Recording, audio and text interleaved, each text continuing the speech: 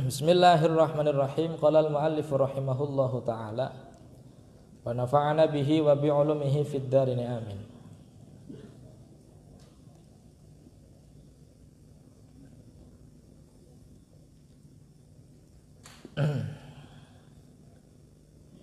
Wa man lam yajid al-ma'a aw kana yadurruhul ma'u tayammama. Kapan tayamume? Ba'da dukhulil waqti ing dalam sawise mlebu napa waktu. Jadi tayamum itu bisa sah kalau dilakukan setelah masuk waktu. Sebelum masuk waktu seseorang tayamum, maka tayamumnya tidak sah. Tayamum karena tidak menemukan air, ya nanti nunggu masuk waktu sholat dulu baru mencari air. Setelah mencari tayamum baru boleh sholat.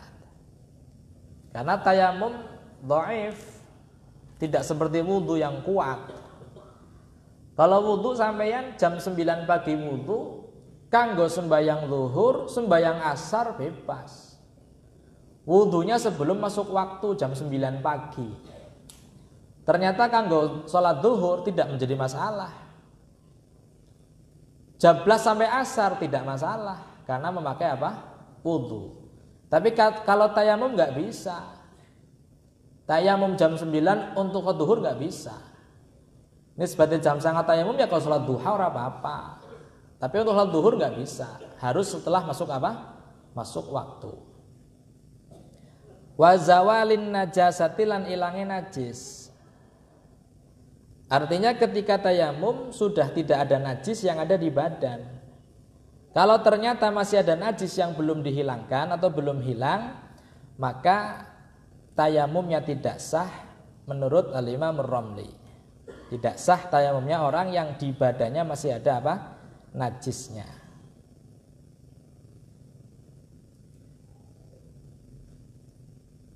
Salatnya bagaimana kemudian ketika ikut Imam Ramli ini yang ada najisnya belum bisa dihilangkan, itu dengan air bagaimana? Airnya nggak ada, tayamum nggak bisa, ya sudah salat dengan salatnya apa? Faqidat tahurain. Salat dengan hurmatil waqti. Wa ma'rifatil qiblati lan sawise ngaweruhi kiblat.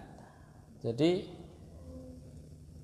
melakukan tayamum setelah tahu arah kiblatnya kemana. Sebelum tahu arah kiblat tidak bisa tayamum. Artinya nggak bisa tayamum dulu kemudian baru mencari kiblat. Jadi kiblatnya mengendi ya? Ijtihad dulu dengan arah kiblatnya. Ketika sudah tahu baru tayamum. Jadi itu hal-hal yang berkaitan dengan tayamum. Ngangge napa tayamume?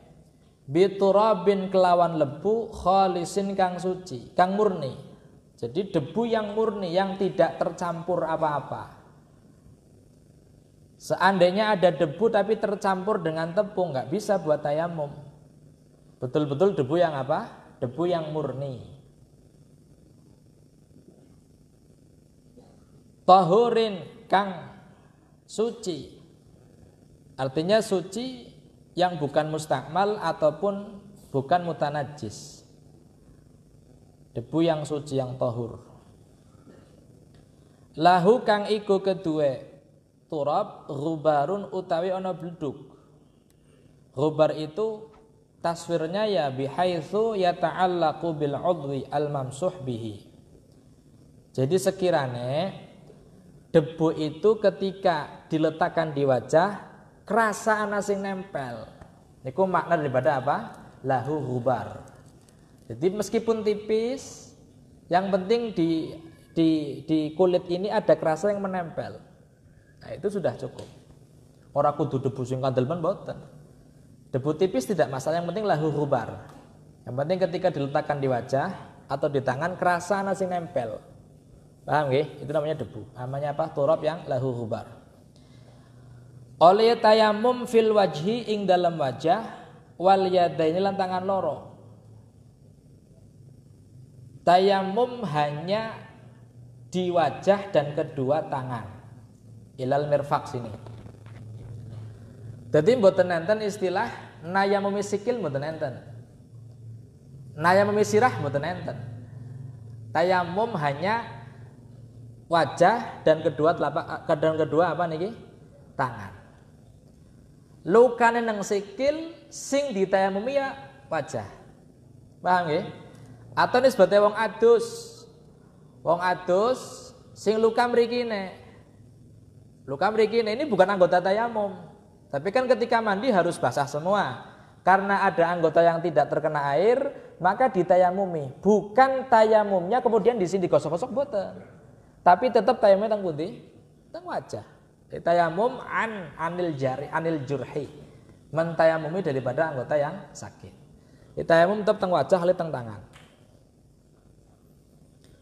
Yurattibu kang ngurutaken, kang nartibaken sapa wong huma ing wajah lan yadain. Jadi tayamum seperti halnya wudu tartib. Wajah dulu baru tangan. Mboten saged tangan nembe wajah, mboten saged. Wajah nembe tangan, tartib.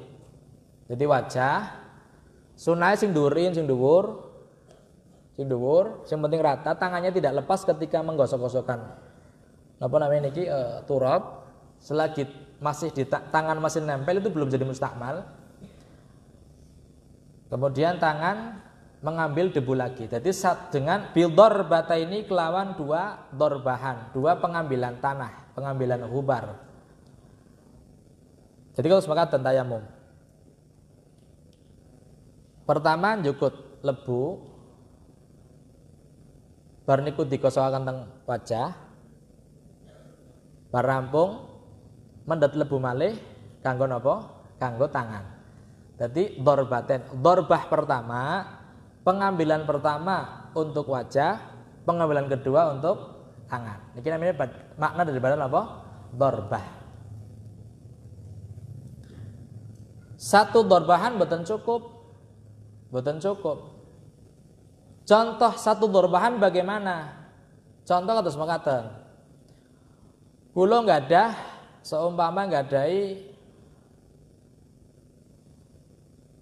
apa namanya niku sing nganggo lap apa namanya? Apa biasanya sing nganggo lap arane apa? Mindil apa mindil? Sapu tangan. Saya punya sapu tangan besar. Sapu tangan. Bar niku tek dorbah sekali, tek tampil lebu, des. Nah, iki cuma sapu tangannya tek tumpulna. Set. Satu dorbahan. Kula angkat.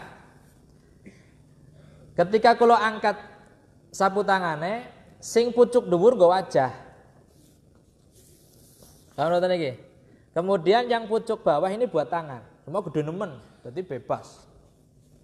Niku mboten saged. Satu dorbah hanya untuk satu anggota tayamum. Meskipun bisa satu dorbah ini untuk untuk wajah dan kedua tangan. Meskipun satu ambilan, satu dor, ini namanya dorban itu jukut nggih. Meskipun bisa untuk wajah dan tangan, tapi mboten saged. Kudu ping pindho. Getah ping pinten? Ping kalih. Menurut Al-Imam Nawawi kudu ping loro. Jadi meskipun amba ya kudu dorbahan untuk wajah, dorbah maning nggo tangan. Biniyatis tibahati fardhu sholati kelawan niat amrih kewenangne fardhu sholat. Tayamum boten ngilangi hadas. Jadi boten saged kok sampean niate li raf'il hadatsil asghari boten saged.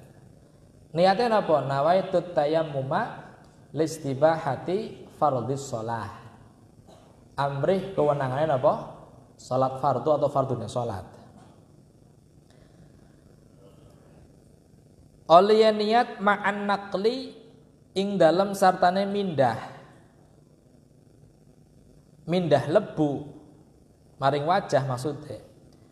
Wa mashi awwalil wajhi lan ngusap kawitane wajah. Jadi niatnya kapan? Niatnya ketika sampeyan tangannya diletakkan di debu, niku pun boleh niat. Lah ketika sumpun dorbahan ini ketika dinakel mau dipindah ke wajah, niku teng atine ada istihdharun niat, menghadirkan niat. Jadi teng atine ya Allah kula niat tayamum listibati fardhu shalah. Nah, artinya ketika tangan sampai ke wajah, niatnya harus masih ada. Paham nggih? Jadi orang kena kok niatnya ning ngisor tok nawaitu tayammuma ketika njukut niat, tapi ketika nempel wajah orang niat, mboten cukup. Jadi niatnya panjang dari mulai ngambil debu sampai ke wajah. Ketika tangan yang ada debunya nempel wajah, niatnya teksih, masih ada istihdhar. Nawaitu tayammuma. Jelas nggih? Itu daripada hal-hal yang berkaitan dengan tayammum.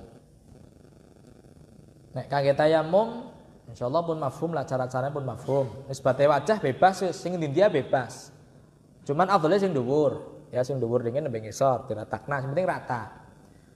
Ketika tangan berarti njukut lebu kados mekaten. Sing tangan kiwa nggo tengen nggo kiwa.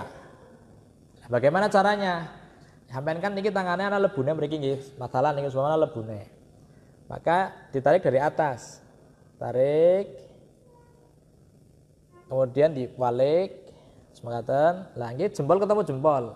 Nah, semangatan. Jadi jempolnya aja nempel mriki riyin, supaya apa? Supaya jempol ketemu jempol. Terus semangatan cukup. Bon, terus semangatan. Cukup. Sing tengen. Lah kan niki mboten kena kan enten pun enten lebune. Tinggal segini saja. Set semangatan. Niku praktek napa? Tayammum.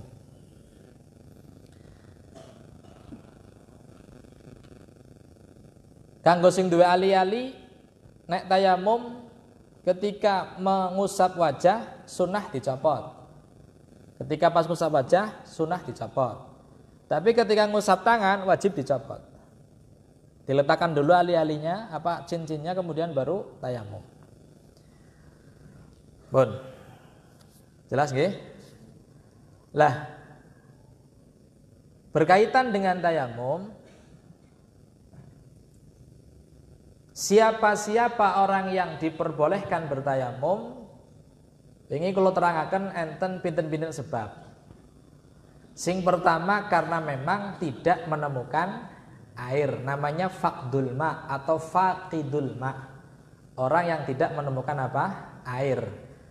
Baik tidak menemukan secara hissi, secara nyata, memang langka banyu, kekeringan, atau di padang pasir, atau tidak menemukan air secara syar'i, banyu ta ana, banyu ta enten, tapi kedah tumbas harus beli dan harganya di atas harga standar, harga normal. Ana banyu ta ana banyu tapi regane larang nemen, pun sampean mboten usah tumbas, sampean tayammum. Itu makna daripada faqid syar'i. Atau banyu ta'ana, di depannya ada air, di sana ada air. Tapi untuk mencapai ke sana harus berhadapan dengan sabuk, hewan-hewan yang super galak. Ada macan lah, atau ada buayanya lah, atau ada ular lah. Itulah hasil dia meskipun melihat air, tapi karena ada hal yang mencegah dia untuk sampai ke air, maka dia hukumnya faqid syar'i. Tidak menemukan secara syar'i.